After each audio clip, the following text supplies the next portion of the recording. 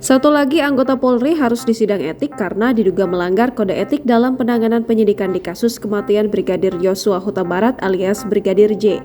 Kali ini, seorang polisi tersebut merupakan seorang polisi wanita.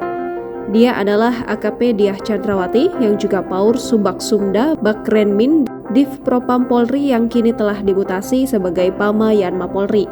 Kadif Humas Polri Irjen Dedi Prasetyo menyatakan bahwa Diah Chandrawati seharusnya disidang etik pada hari Rabu 7 September 2022.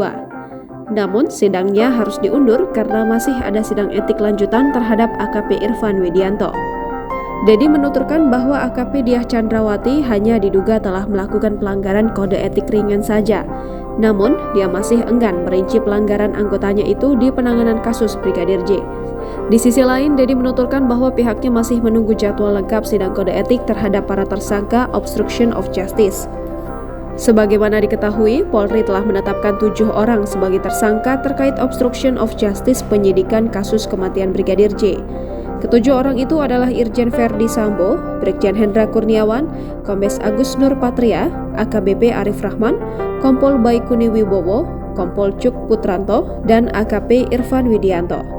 Mereka diduga melanggar pasal 49 Jungto pasal 33 dan atau pasal 48 ayat 1 Jungto pasal 32 ayat 1 Undang-Undang ITE dan atau pasal 221 ayat 1 kedua dan 233 KUHP Jungto pasal 55 KUHP dan atau pasal 56 KUHP.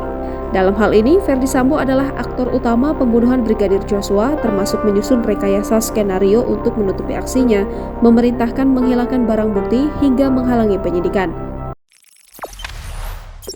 Jangan lupa subscribe, share, komen, dan like ya!